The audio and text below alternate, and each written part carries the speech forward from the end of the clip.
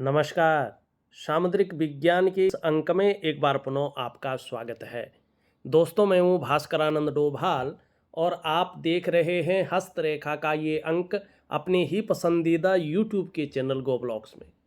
एक सुंदर सी फीमेल हथेली, आप महिला जातिका हैं और आपकी रियल हथेली मेरे सामने विवेचना के लिए आ रखी है। देखिएगा, इस हथेली को देख के मैं एक चीज़ तो कह सकता हूँ और डेफिनेटली आप लिख के ले लीजिएगा, आप निश्चित तौर पे बहुत भाग्यशाली जातिका हैं। भाग्य आपका आगे चलकर बहुत ही अच्छा साथ देने वाला है, जिससे जो है मन आपका प्रसन्न रहेगा, जीवन में ज़्यादातर खुशनुमा माहौल बना रहेगा। हाँ, अभी कुछ समय थोड़ा सा जो है आपके जीवन में चिंताएं दिखाई दे रही है, संघर्ष दिखाई दे रहा है, उतार चढ़ाव दिखाई दे रहा है। और उसका भी कारण है, उसका कारण आपके ग्रह नक्षत्र हैं, रेखाएं नहीं हैं। ठीक है ना। अगर आप सुंदर तरीके से देखें तो आपकी हथेली का जो ये ऑरा है, जो आभा मंडल है, वो धीरे धीरे दिव्य अवस्था में आ रहा है और यही दिव्यता आपके भाग्य का निर्माण करेगी और खुशनुमा माहौल जीवन में देगी। दूसरी बात अगर देखेंगे, हथेली की जो बहुत ज़्यादा पॉजिटिव चीज़ है, यहाँ पे अगर देखते हैं तो हथेली का आकार अगर आप देखेंगे तो मिश्रित दिखाई देगा आपको, चौकोर भी दिखाई देगा और आयताकार भी दिखाई देगा। इसका मतलब क्या है कि कहीं न कहीं जिज्ञासु प्रवृत्ति जीवन में बनी हुई है। दार्शनिक किस्म का व्यक्तित्व आपके जीवन में रहेगा, एनालिटिकल किस्म का व्यक्तित्व रहेगा, ऐसी प्रवृत्ति आपकी रहेगी। ठीक है ना।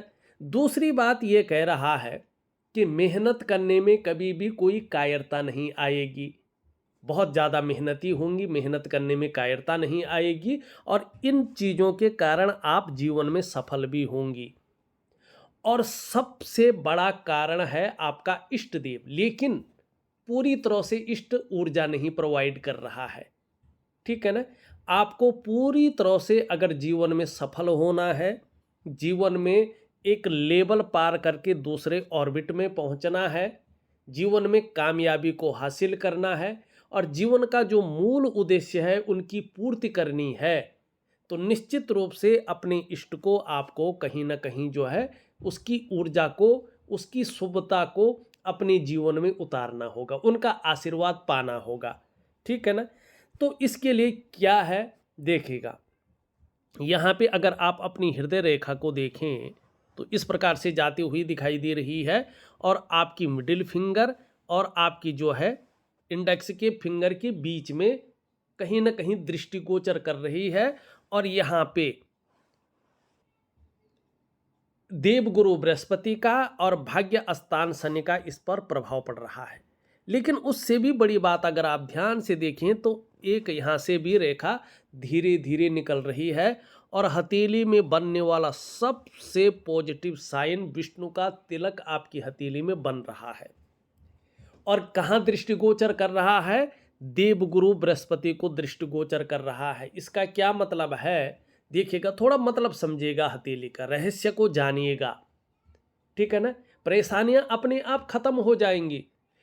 मैंने अपने जीवन में प्रैक्टिकल रूप से देखा है और अभी तक कई हजार हथेलियों का मैं विश्लेषण कर चुका हूं और अपने एक्सपीरियंस के दम पे, अपने अनुभव के दम पे मैं एक चीज लिख करके गारंटी के साथ कहता हूं, अगर व्यक्ति अपने हाथ में जो चीजें हैं उनको अगर पॉजिटिव करके चले, ठीक है ना, और ज्योतिषीय नियमों का विधिवत पालन करके चले, तो जीवन में वो कुछ भी पा सकता है। उसके लिए कुछ भी असंभव नहीं है।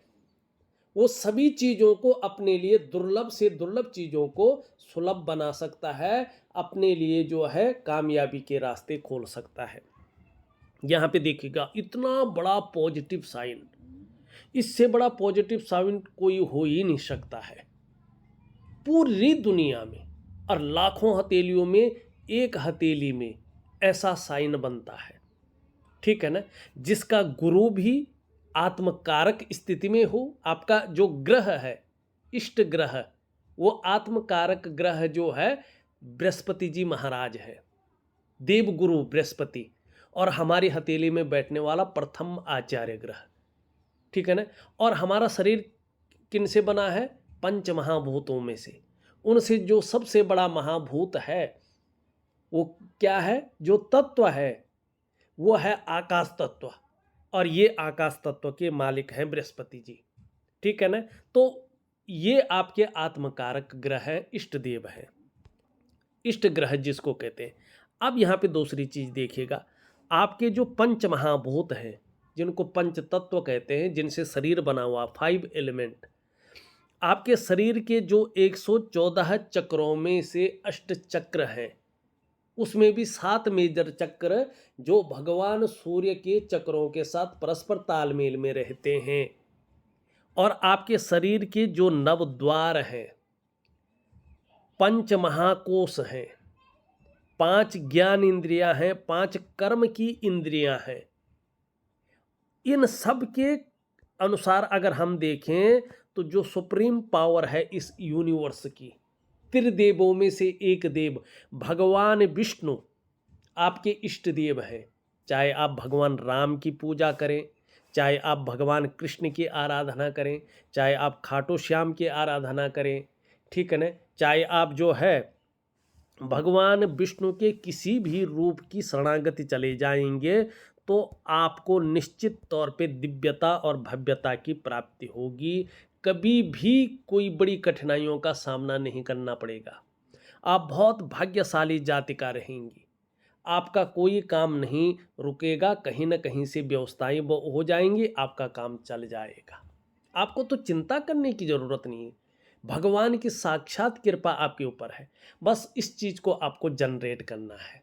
दूसरा ये चिन्ह बता रहा है कि अगर आप जीवन में अच्छे कार्य करती हैं, अच्छी राह पर चलती है, तो किसी भी कार्य में अवश्य आपको सफलता मिलेगी।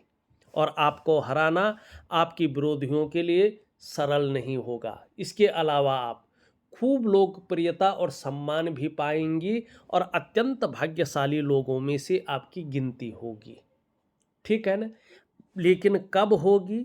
जब आप भगवान विष्णु की पूरी तरह से शरणागति चली जाएंगी। सब कुछ है तेरा, तेरा तुझको अर्पण क्या लागे मेरा, ठीक है ना। ये जब भाव पूरी तरह से आ जाएगा और अपनी सारी चिंताएं, अपने सारे दुख उनके चरणों में लगा लेंगे, यकीन मानिएगा दुनिया में बहुत बड़ी कामयाबी आपको मिलेगी। सबसे ज़्यादा खुशनुमा माहौल में आप रहेंगी, सबसे भाग्यशाली लोगों में से आपकी गिनती होगी, ये निश्चित है। लेकिन अपने इष्ट देव की शरणागति जाएं। अब देखिएगा यहाँ पे बृहस्पति और भाग्य स्थान दोनों का प्रभाव पड़ रहा है, दोनों का बलाबल आ रहा है। थोड़ा आपके जीवन में भावुकता रहेगी, दयालु प्रवृत्ति आपकी रहेगी, बहुत अच्छा गुण है ये। लेकिन जैसे जैसे आपकी उम्र बढ़ेगी, आप अपने जीवन काल में बड़े महत्वाकांक्षी बन जाएंगे, आपकी सोच बहुत ज़्यादा पॉजिटिव हो जाएगी। और इस रेखा पे गुरु का सीधा सीधा प्रभाव पड़ रहा है, तो गुरु का प्रभाव पड़ने के कारण आपकी जो इच्छा है वो भी एक टॉप लेवल तक पहुंचने की हो रही होगी। और यहाँ पे शनि का प्रभाव पड़ रहा है, तो आगे बढ़ने के लिए एन किन प्रकारेण जो भी हो जाए वो आप करेंगी, ये यहाँ पे स्पष्ट दिखाई देता हुआ नजर आ रहा है। आपके प्रश्न, मेन प्रश्न पे भी आता हूँ। एक चीज़ और दिखा दूँ आपको, यहाँ पे अगर आप देखेंगे तो ये उंगली, गुरु की उंगली पूरी तरह से कर्व ले रही है, झुकी हुई है आपकी मिडिल फिंगर की तरफ, भाग्य स्थान कर्म स्थान की तरफ। और बृहस्पति सुंदर है, अच्छा है, बृहस्पति कमजोर नहीं है, अच्छा है, लेकिन थोड़ा दृष्टिगोचर कर रहा है ये क्रूर ग्रह शनि को। और यहाँ पे देखेंगे तो आपकी जो है जो यूरिन रेखा है उसको कुछ रेखाएं काट रही हैं, ये थोड़ा दुष्प्रभाव जीवन में देता है। और साथ में अगर केतु में जो है स्पष्ट लकीरें न हो तो जीवन में कोई ना कोई चिंता बनी रहती है, और चिंता का कारण भी है, यही 2 चीज चिंता का कारण है, ठीक है ना। और ये करियर और धन की रेखा अपूर्ण होना, ये आपके संघर्ष, उतार चढ़ाव और कई बार अस्थिरता का कारण दिखाई दे रहा है धन और करियर के मामले में, ठीक है ना। अब देखिएगा यहाँ पे एक एक करके चीज़ों को देखेगा। ये यहाँ से लेके इसकी तरफ झुकाव ले रही है। निश्चित तौर पे धार्मिक भावनाएं बहुत अच्छी रहेंगी, ईश्वर में विश्वास बना रहेगा और अपने आराध्य के प्रति समर्पण की भावना रहेगी। कैसी भी स्थिति जीवन में रहे लेकिन ईश्वर से विश्वास नहीं उठेगा। अब यहाँ पे देखिएगा दूसरी, ये रिंग फिंगर है आपकी और देखिएगा रिंग फिंगर से हल्की बड़ी है और मिडिल फिंगर से छोटी है, ये तर्जनी उंगली। ये एक और प्लस पॉइंट है, ठीक है ना। ऐसे जो भी व्यक्ति होती है, चाहे वो महिला हो या पुरुष हो, यहाँ पे एक चीज़ ध्यान रखने वाली बात है, कई लोग बहुत एडवांस बनते हैं कि जो महिलाएं कार्य कर रही हैं या अपने पैरों पे खड़ी है उनका राइट हैंड देखना चाहिए और जो गृहिणी है उनका लेफ्ट हैंड देखना चाहिए और पुरुष का राइट हैंड ही देखना चाहिए। ऐसा नहीं है। देखिएगा, चाहे महिलाएं अपने पैर पे खड़ी हैं, करियर में काम कर रही हैं या राइट हैंड से ज़्यादा काम करती हैं, तो भी उनका लेफ्ट हैंड ही देखना चाहिए, ठीक है ना। इसका प्रमाण है। और आप भी ये चीज़ें जो मैं बता रहा हूँ, अब महिलाएं हैं अपने लेफ्ट हैंड में देखें और पुरुष हैं तो राइट हैंड में देखें। उसके बारे में सामुद्रिक विज्ञान में एक प्रमाण दिया गया है, कहा गया है अथातः संप्रवक्ष्यामि हस्तरेखा विचारणम दक्षिणे पुरुषम ज्ञेयम वामी वामाकरम शुभम, ठीक है ना। पुरुष का दक्षिण हाथ राइट हैंड विश्लेषण करना हो तो राइट हैंड का करें, शुभ माना जाता है। और वाम अंग का मानी स्त्रियों का जो है बाएं हाथ का विश्लेषण शुभ माना जाता है। अब यहाँ पे क्या है, ये बड़ी है रिंग फिंगर से, मिडिल फिंगर से छोटी है, तो कहीं ना कहीं जो है विनम्र रहेंगे, डाउन टू अर्थ, लेकिन सत्ता को संभालने और दूसरों को नियंत्रित करने में काफ़ी माहिर हो जाएंगी। कार्यकुशल अपने जीवन में हो जाएंगी, ये विशिष्टता रहेगी, बहुत अच्छी व्यवहारिकता रहेगी, स्वाभिमानी बहुत ज़्यादा होंगे और लक्ष्य बहुत ज़्यादा ऊंचे रहेंगे। ये गुरु की पहचान है, मानी लीडरशिप की बहुत अच्छी क्वालिटी यहाँ पे दिखाई दे रही है, ये प्लस पॉइंट है। लेकिन अब थोड़ा सा देखिएगा यहाँ पे, ये आपका भाग्य स्थान है। इस भाग्य स्थान में जो ये उंगली है ये भी हल्की झुक रही है, फिंगर रिंग फिंगर की तरफ। एक चीज़ की कमी रहेगी जीवन में, क्या रहेगी, देखिएगा, जब भी ये शनि की उंगली इसकी तरफ झुकती है, ऐसे लोग कामयाब तो होते हैं, अच्छी कामयाबी को भी हासिल करते हैं, लेकिन बहुत ज़्यादा मेहनत, बहुत ही ज़्यादा परिश्रम करने के बाद ही इनको चीज़ों में सफलता मिलती है और कई बार दौड़ा धूपे का काम भी ऐसे लोगों को करना पड़ता है। ये आपके जीवन में रहेगा नेचुरल तरीके से, इसका कोई उपाय नहीं है, ये प्राकृतिक है, ठीक है ना। अब इन दोनों के बीच में यहाँ पे गैप है, अब इसका भी आपके जीवन पर प्रभाव पड़ेगा, पूरे जीवन पे।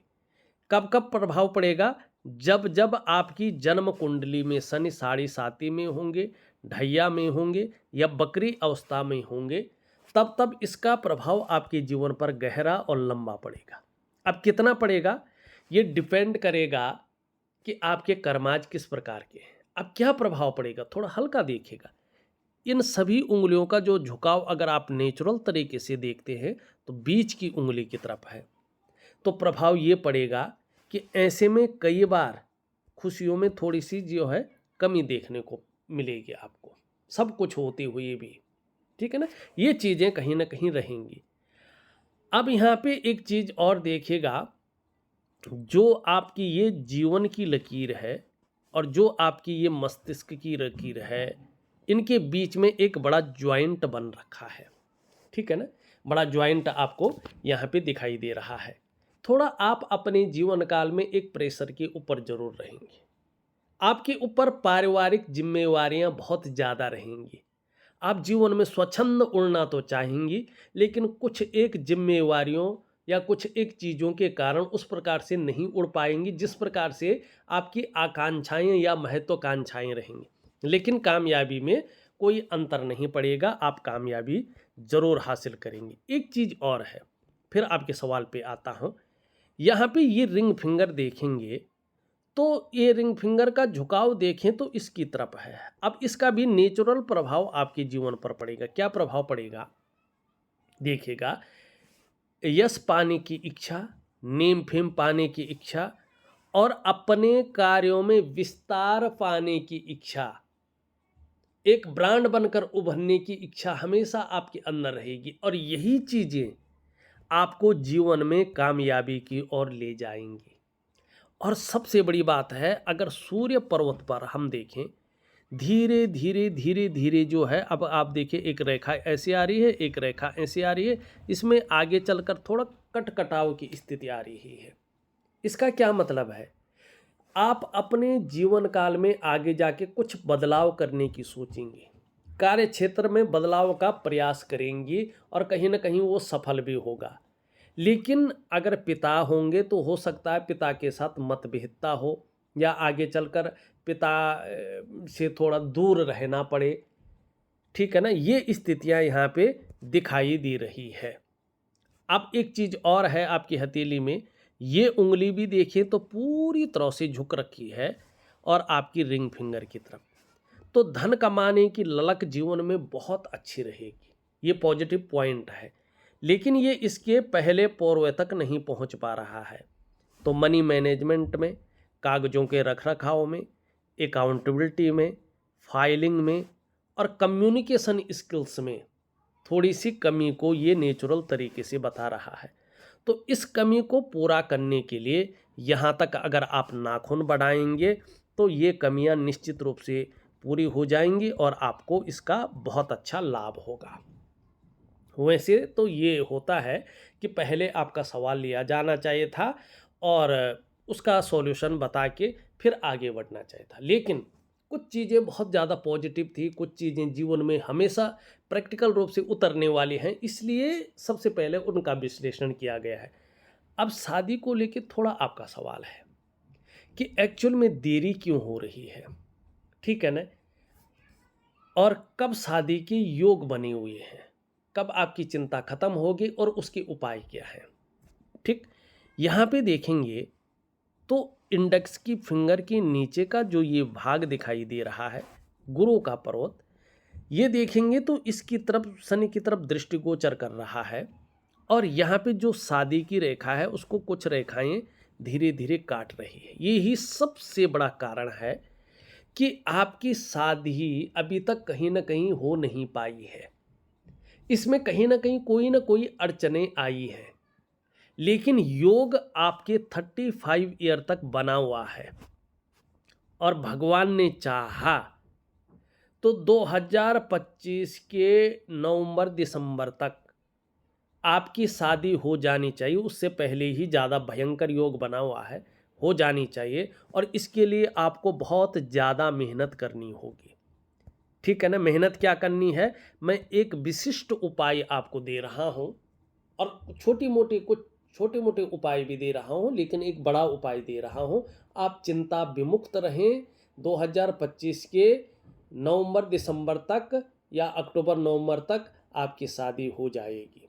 लेकिन उपाय नहीं करेंगे तो गारंटी भी नहीं देता हूँ। उपाय विधिवत करें, श्रद्धापूर्वक करें, निश्चित ही आपको फ़ायदा मिलेगा। अब यहाँ पे थोड़ा ये दिखाई दे रहा है कि अपनी पसंद की शादी होगी या अरेंज मैरिज के योग है। देखिएगा, ज़्यादातर तो अरेंज मैरिज के योग है, लेकिन 50% यहाँ पे अपनी पसंद की शादी होने के आसार बन रहे हैं। वो कैसे? यहाँ पे देखेंगे तो एक रेखा धीरे धीरे धीरे उभर रही है, ठीक, और यहाँ पे देखेंगे तो ये विष्णु तिलक कहीं ना कहीं जो है यहाँ पे बृहस्पति की ओर आ रहा है। और ये दो चीज़ें सबसे बड़ी हैं कि जो अपनी पसंद की शादी आपको करवा सकती है। ठीक है ना, और निश्चित तौर पे इसके लिए मैं उपाय दूंगा कि किस तरह से जहाँ आपका मन लगा हुआ है वहाँ शादी हो, वो लोग भी मान जाएं। ठीक है ना, और कहीं ना कहीं जो है आपको लाभ का स्थिति में आए। नहीं भी हो तो अरेंज होगी, लेकिन बहुत अच्छी हो जाएगी, आप चिंता मत करो। ठीक, अब शादी के बाद भाई अब जीवन साथी कैसा होगा, अभी तो इसमें कटकटाव की स्थिति है, तो थोड़ा सा चीज़ें 50-50 नज़र आ रही हैं। लेकिन जिस तरह से रेखा बन रही है, इसका मतलब है कि जीवन साथी बहुत केयर करने वाला होगा। अब शादी के बाद जीवन कैसा रहेगा, इसको भी देखिएगा, बहुत इधर-उधर नहीं जाना हमें। ये भाग्य स्थान है, इसको बीचों बीच एक काल्पनिक रेखा हमने खींचनी है। अब इसके बाद अगर हम अपनी मस्तिष्क रेखा को देखें तो बहुत अच्छी है, बहुत ही सुंदर है। इसका मतलब है कि शादी का बाद आपका जो दाम्पत्य जीवन रहने वाला है, ये बहुत शानदार रहने वाला है। इसके बाद जीवन की रेखा भी देखें, कहीं कट नहीं है, कुछ नहीं है, एकदम शानदार है। इसका मतलब शादी के बाद आप अपने दाम्पत्य जीवन को बहुत अच्छी तरह से लीड करेंगे। तो ये चीज़ें बहुत अच्छी दिखाई दे रही हैं, खुशनुमा दिखाई दे रही हैं। एक सुखद जीवन जीने की चाह रहेगी और सुखद जीवन जीने के लिए प्रयत्नशील व्यक्तित्व रहेगा, ये निश्चित है। दूसरी बात दिखाई दे रही, देखिएगा एक चीज़ का ध्यान रखा, ये यहाँ पे कोबड़ आ रही है, ठीक है ना। ये आपकी बुद्धिमत्ता को दिखाता है कि व्यक्ति जो है जातिका बहुत ज़्यादा बुद्धिमान है, शार्प माइंड वाली है, ब्रिलियंट है और आगे इनके ज्ञान में बहुत अच्छी वृद्धि होगी। लेकिन कभी भी अगर व्यापार का मन करें, बिजनेस का मन करें, तो ध्यान रखें आपके उसमें व्यापार कम है। 42वें साल से पहले या 40 साल से पहले व्यापार न करें तो अच्छा है। और अगर करना भी हो तो पार्टनरशिप में न करें, बड़ा सोच समझ कर करें, नहीं तो व्यापार में नुकसान होगा, जीवन काल में संघर्ष आएगा और धन हानि भी होगी। एक बात का ध्यान रखना, जैसे आपकी करियर और धन की रेखा है, जैसे ये चीज़ दिखाई दे रही है, इस हिसाब से स्पष्ट दिख रहा है कि बहुत ज़्यादा मेहनत के बाद ही आपके पास धन आएगा और ख़ासकर जीवन में धन कमाने की स्थिति थोड़ी सी लेट बनेगी। यहाँ पे 35 के बाद धन कमाने की स्थिति निकल आ रही है, फिर 42वें वर्ष से जीवन में बहुत अच्छी तरक्की दिखाई दे रही है, फिर 56 वर्ष के बाद भी आपके जीवन में एक गोल्डन पीरियड आ रहा है, ये आपके जीवन में दिखाई दे रहा है। लेकिन जैसे जैसे उम्र बढ़ेगी, पीठ का दर्द है, घुटने का दर्द है, कमर की प्रॉब्लम है, इसकी संभावना भी आ रही है। तो योगा है, प्राणायाम है, ये चीज़ें ज़रूर करें तो आपको बहुत ज़्यादा लाभ होगा, ठीक है ना। तो मैंने विशेष चीज़ें आपको बताई हैं। अब चलते हैं हम आपकी मस्तिष्क रेखा पे। एक क्रिएटिविटी को जन्म दे रही है, आपका बौद्धिक स्तर बहुत अच्छा रहेगा, कहीं ना कहीं आपको यात्राओं का भी लाभ मिलेगा, जिससे जीवन में मन प्रसन्न रहेगा, खुशनुमा माहौल बना रहेगा। जीवन की रेखा देखें, ये भी बहुत अच्छी यहाँ पे दिखाई दे रही है और कहीं ना कहीं जो है यहाँ पे केतु की तरफ देख रही है। ज़्यादातर यहाँ पे ये दिखाई दे रहा है कि जीवन का जो प्रारंभिक दौर है उसमें थोड़ी चिंताएं, थोड़ा उतार चढ़ाव, थोड़ा संघर्ष और थोड़ा उलझनपन दिखाई दे रहा है। लेकिन ये प्रारंभिक दौर गुजरने के बाद इसी संघर्ष के बलबूते आप हर सुख को पाएंगे, हर सुख का भोग भी करेंगे, इसमें कोई दो राय नहीं है, ठीक है ना। और ज़्यादातर संभावना ये है कि जन्म स्थान से दूर आप उन्नति करने वाले हैं। जन्म स्थान में रहकर वो कामयाबी नहीं दिखाई दे रही है जो होनी चाहिए, ठीक है। यहाँ पे अगर हम देखेंगे तो यहाँ से लेके ये करियर रेखा धीरे धीरे आगे बढ़ रही है। अभी की मैं बात करूँ तो जिस तरह से करियर में और धन में एक स्टेबिलिटी होनी चाहिए, एक पूरी तरह से स्थायित्व तो होना चाहिए, जिस प्रकार से कार्यों को सुगमता से आगे बढ़ना चाहिए, वो चीज़ अभी दिखाई नहीं दे रही है। तो मैं एक दिव्य सूर्य क्रिया और दिव्य योग ध्यान क्रिया दे रहा हूँ। इससे ये लक्ष्मी की जो रेखा है, ये भाग्य की जो लकीर है, वो धीरे धीरे अपने गंतव्य स्थान को जाएगी और आपका जो करियर का मामला है, जो धन का मामला है, जो भाग्य से संबंधित मामला है, उसमें एक मधुरता आएगी, एक शुभता आएगी, जो आपके जीवन के लिए एक शानदार स्थिति लेके आएगी। यहाँ पे देखेंगे तो यहाँ से निकलकर एक जो है स्वास्थ्य की रेखा भी, बुद्ध की रेखा भी जा रही है। ये बता रहा है कि आयु को बढ़ाने वाली रेखा है ये। सफलता निश्चित तौर पे आपके जीवन में मिलेगी, कामयाबी बहुत अच्छी आप प्राप्त करेंगे। व्यवसाय इत्यादि चीज़ों को अगर 40 के बाद करते हैं तो आपको बहुत बड़ी तरक्की मिलेगी।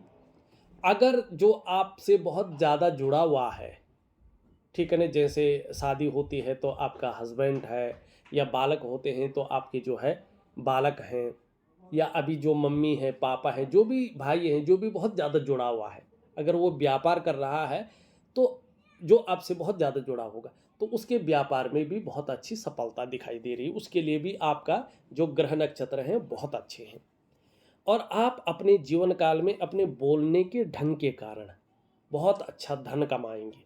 लेकिन एक कमी दिखाई दे रही है इस रेखा में और चंद्र पर्वत पे, अभी कम से कम 2.5 से 3 वर्षों तक अपना डाइजेस्टिव सिस्टम का आपको ध्यान रखना होगा।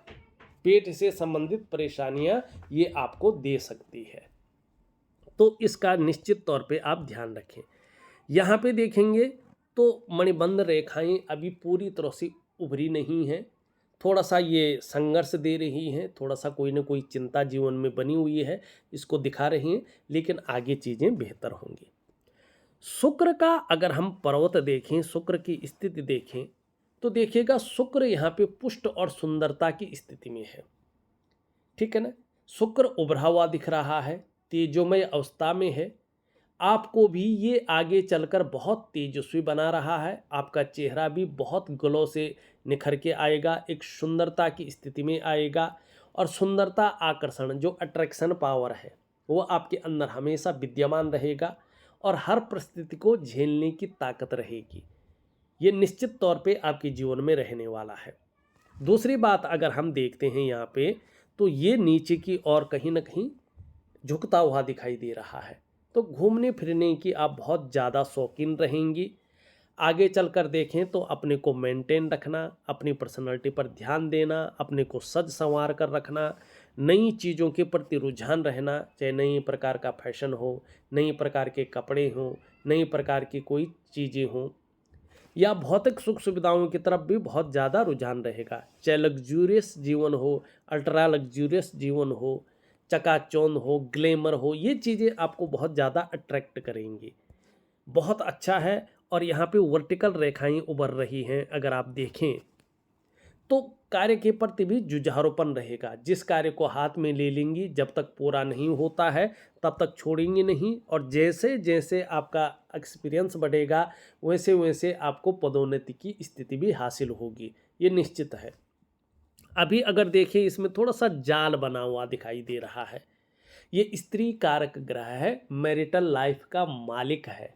जब इसमें ये चीज़ें आती हैं तो कहीं ना कहीं ये चिंताएं देता है। किसी चीज़ को लेके व्यक्ति बहुत ज़्यादा सोच रहा होता है, चिंता भी कर रहा होता है, बहुत ज़्यादा प्रयास करता है, बहुत ज़्यादा मेहनत करता है, लेकिन उसमें पूर्णता नहीं मिलती है, कहीं ना कहीं अभाव की स्थिति रहती है। लाख प्रयास करने पर, सारे साधन होने के बावजूद भी जो सुख मिलना चाहिए वो सुख की अनुभूति नहीं होती है। तो मैं दिव्य योग ध्यान क्रिया दे रहा हूँ, जरूर करें आप, ठीक है ना। निम्न मंगल देखें तो थोड़ा सा यहाँ पे कमज़ोर लग रहा है, कहीं ना कहीं ये जीवन में कन्फ्यूजन है, उलझन है, दुविधा है, इस चीज़ को क्रिएट कर रहा है, और जो आपकी निर्णय लेने की ताकत है उसको भी थोड़ा सा क्षीण करता हुआ दिखाई दे रहा है। सही से डिसीजन नहीं ले पा रही है कि वास्तव में करना क्या चाहे और किस तरफ हमें जाना चाहिए, ठीक है ना। अगर ये शारीरिक तौर पे भौतिक रूप में अगर अपना प्रभाव दे तो नज़र दोष देता है, मानी आँखों में चश्मा वगैरह चढ़ जाता है, कई बार चिड़चिड़ापन आ जाता है, कई बार क्षण भंगुर वाला गुस्सा हावी कर लेता है, ठीक है ना। कई बार जो है कॉन्फिडेंस लेवल को गिराने की कोशिश करता है। अगर ज़्यादा खराब हो तो जोड़ों में दर्द वगैरह हो जाता है, या शारीरिक कमजोरी महसूस होती है, कई बार बीपी की प्रॉब्लम इत्यादि हो जाती है। तो दिव्य सूर्य क्रिया में इसका उपाय दे रहा हूँ, जरूर करें, आपको लाभ होगा। ऊपरी मंगल आपका बहुत ही शानदार है। अगर ये इतना एनर्जेटिक स्वभाव आपका बहुत अच्छा रहेगा, जो भी आपसे मिलेगा वो कंफर्टेबल फील करेगा। बृहस्पति भी आपके ठीक हैं, थोड़ा क्रूर ग्रह की तरफ देख रहे हैं, तो परिवार को लेके हल्की फुल्की चिंताएं दिखाई दे रही हैं। बाकी मैंने बता भी दिया है, लेकिन कुछ क्षेत्र हैं, चाहे शिक्षा का क्षेत्र है, इंजीनियरिंग का क्षेत्र है, चिकित्सा का क्षेत्र है, मैनेजमेंट का क्षेत्र है, वाणिज्य का है, कानून का है या राजनीति से संबंधित क्षेत्र है, अगर इनमें आप काम कर रही होंगी तो आगे जाके ये सूटेबल चीज़ें रहेंगी, तरक्की देने वाली रहेंगी और इन चीज़ों में आप अच्छी खासी कामयाबी को भी हासिल करेंगे। शनि की स्थिति देखें तो कभी कभी बेवजह की थोड़ी सी चिंताएं आ जाती हैं या कोई ना कोई वजह आ जाती है। हो सकता है सुबह उठने में थोड़ा आलस्य रहे। सूर्य को आपको बेहतरीन करना होगा। दिव्य सूर्य क्रिया दे रहा हूँ, खूब यश की प्राप्ति होगी, नेम फेम बहुत अच्छा रहेगा अगर सूर्य को ठीक कर लिया तो। वाणी की ताकत बहुत अच्छी रहने वाली है और तन की सुंदरता भी बहुत खूबसूरत रहेगी। चंद्रमा काफ़ी खराब दिखाई दे रहा है। देखिएगा, जब चंद्रमा इस प्रकार से खराब होता है तो व्यक्ति का मन गड़बड़ रहता है, मानसिक परेशानी ये देता है। कभी कभी बहुत ज़्यादा भावुक ऐसे में व्यक्ति हो जाता है या इमोशनली बहुत ज़्यादा परेशान हो जाता है। और चंद्रमा अगर इस प्रकार से कमज़ोर हो तो व्यक्ति का मन अच्छा नहीं रहता है और मन से जुड़ा हुआ होता है हमारा डाइजेस्टिव सिस्टम, इसलिए मन सही नहीं होगा तो व्यक्ति की पेट की जो दिक्कतें हैं वो भी सामने आ जाती हैं। और ऐसे में माँ को लेके बहुत ज़्यादा चिंताएं होती हैं, माँ की तबीयत को लेके भी चिंताएं रहती हैं। कई बार व्यक्ति को माँ का सुख उस प्रकार से प्राप्त नहीं होता है और नींद आने में भी ऐसे में कई बार दिक्कतों का सामना करना पड़ता है। एक चीज़ मैंने देखी है, अगर चंद्रमा बहुत ज़्यादा खराब होने बैठ जाए, कैश की और बरकत की कमी आनी शुरू हो जाती है। कई बार मैंने ऐसा भी देखा है प्रैक्टिकल रूप में, अगर चंद्रमा इस प्रकार से हथेली में खराब होने बैठ जाए तो व्यक्ति का पढ़ाई में लगाया गया पैसा वसूल नहीं हो पाता है। इंसान पढ़ तो लेता है लेकिन उसका करियर किसी और जगह पर बन जाता है। ऐसे में व्यक्ति जो मर्जी सीख ले उसको बाजार में, मंडी में आजमा ही नहीं पाता है। चंद्रमा अगर इस प्रकार से खराब होने शुरू हो जाए तो बहुत जल्दी एंजाइटी, डिप्रेशन आने शुरू हो जाते हैं।